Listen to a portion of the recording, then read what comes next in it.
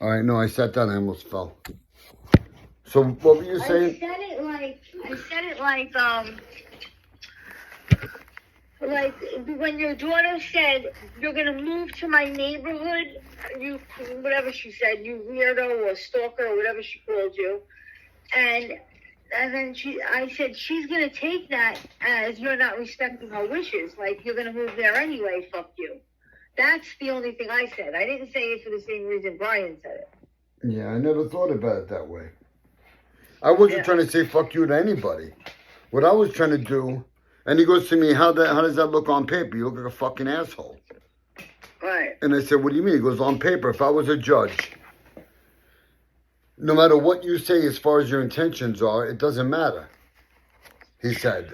And I said, he goes, what were you thinking? And I said, what I was thinking was, my wife's going to die one day. I'm not threatening to kill her. I'm saying everybody fucking dies. And I'm going to die one day. And that's the one thing we all have in common. Right. Besides thinking that fucking Italian people eat pasta. No, in all seriousness, we're all going to die one day. So I figured my wife dies one day, God rest her soul, and I die one day. Then one house goes to one daughter and the other house goes to the other daughter. And that's the way that I was thinking. But then I told him, because I haven't spoken to him in a while, and I said that, when I walked into all of this, everything crossed my mind. Everything, every different scenario crossed my mind, except for the truth. I just thought they didn't know. I just thought they weren't aware of what was going on. I thought it was like they had no idea what I was going through, and once they realized it, they would fucking be like, wow, that's my dad. I didn't know. What's the truth? That they know. They just don't give a fuck. Liam, I've tried to tell you that like so many different ways, even harshly. I've tried to tell you that, but you don't want to hear it.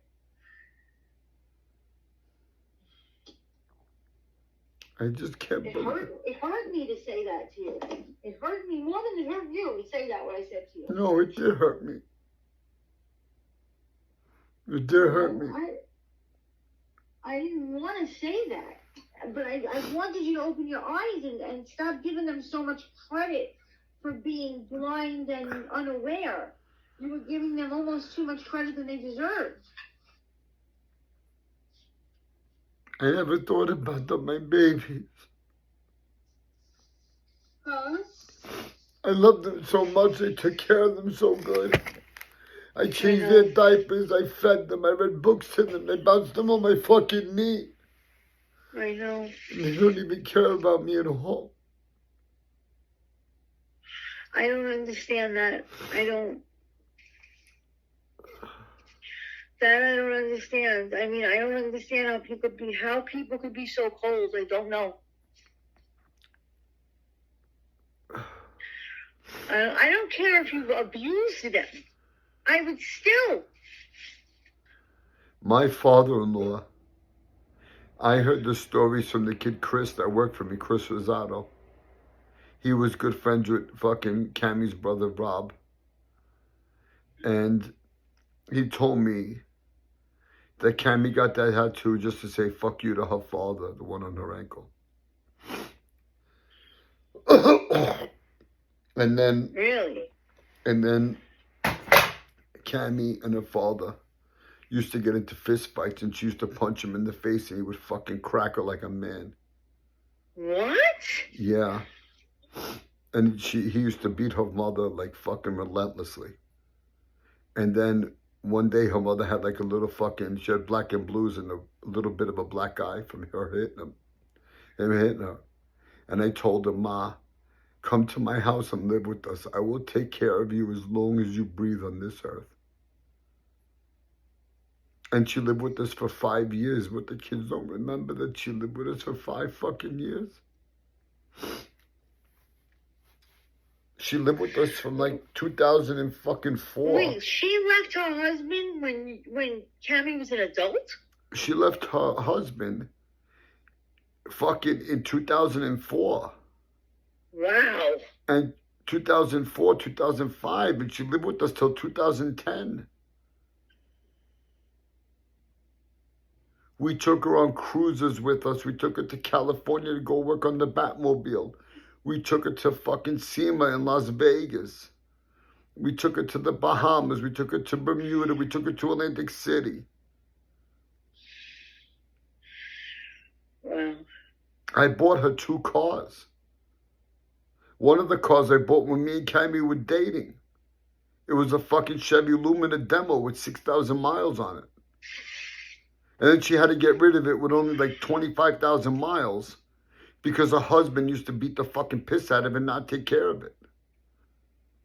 Because he drove a bus. Wow. Do you know why? You know how many times Cami's father got me in trouble like? He worked for fucking Pioneer Bus on Arthur Kill Road. Mm-hmm. And he got suspended. Owen, the dispatcher. He was a customer and friend of mine. And he used to call me up and say, Lambros, what am I going to do with your father-in-law? He doesn't listen. He doesn't listen to anything I tell him. He goes, I'm trying to protect him, but the man just doesn't listen. And I go, what did he do now? He goes, he banged up the bus. Lambros, I'm trying to do what I can for your father-in-law. But I don't know how much longer I could do it. I go, what happened, Owen? He goes, he took his bus even though the brakes were bad. Oh, my God. Because he was stubborn. And he wanted to take his own fucking bus. And then finally one day he calls me up. He goes, Lambros, I'm going to get fired if I don't fire your father-in-law. And I said, Owen, do what you got to do, brother. I saved all these people's asses. Her brother did the backyard, $50,000. I gave him the fucking cash. Oh, my God. I gave him the cash because he wanted to pay his loan guy in cash, so he got a better deal. Mm. So we he laundered money for us in a way. But still, Cami's mother, when she would leave the house, I hate to say this, Cami's sister-in-law, his brother's wife, they're divorced now. She comes over with her fiancé. She comes over the house with the fiancé. And my kids fucking hate me. Everybody gets along with their ex. Aunt Nancy's fucking Jewish. She moved in on fucking Uncle Mike. Uncle Mike and Aunt Nancy were married. And she's fucking Jewish. And he fucking did away. She moved in on the family. And he wasn't around his own family because of it. And everybody accepted her. Me, I'm the only one that turned their back on. Yeah. Cousin Ricky, I took him to the go-kart track. I fucking took care of his kids. I fed his kids. I fucking spent $120 on his kids that day. And fucking lunch. I always treated Cousin Ricky right. And then Cousin Ricky I take him out, and he's like, and I told him, I was trying to tell him what happened between me and Cami. I wasn't seeing anybody at the time. But everybody turned their back on me, so I'm like, you know what? Fuck you. Oh, man. So I started seeing some girl. She ended up being a nut herself. That was the girl that I told you about, this kid, Nicky Papandrea. I was going to fucking strangle him. Yeah.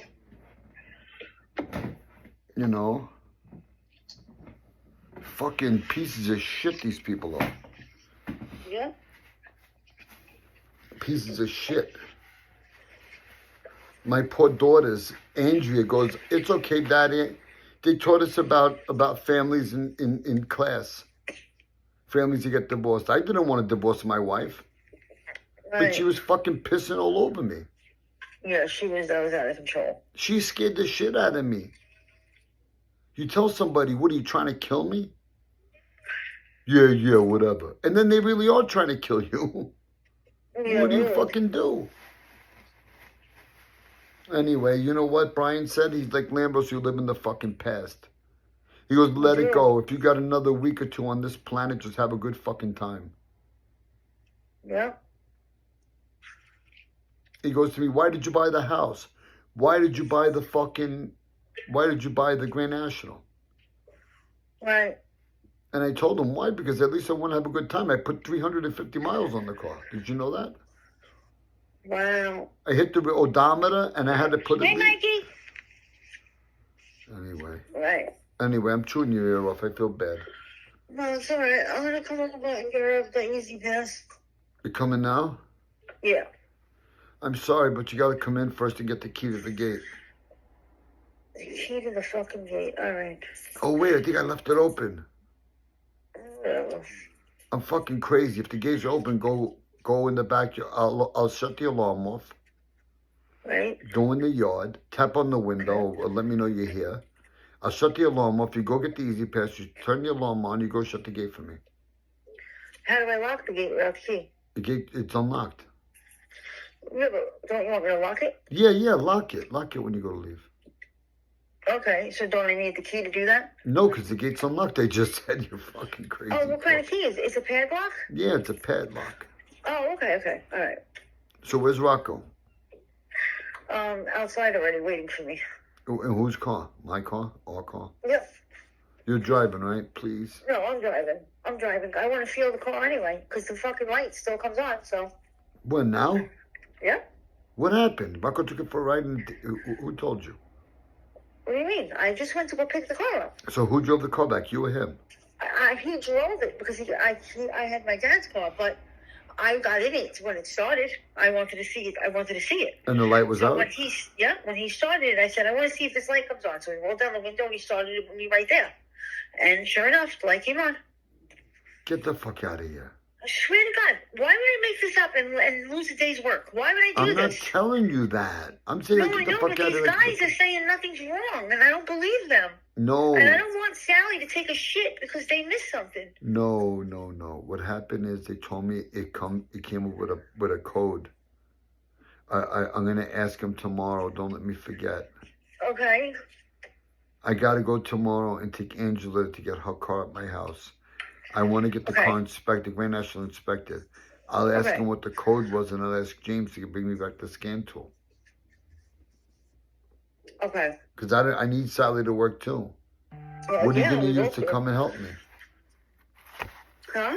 What are you going to use to come and help me when I'm in the hospital if Sally shits the bed? The Grand National? No, Sally needs to fucking work. Sally's a good bitch, right? Mm-hmm.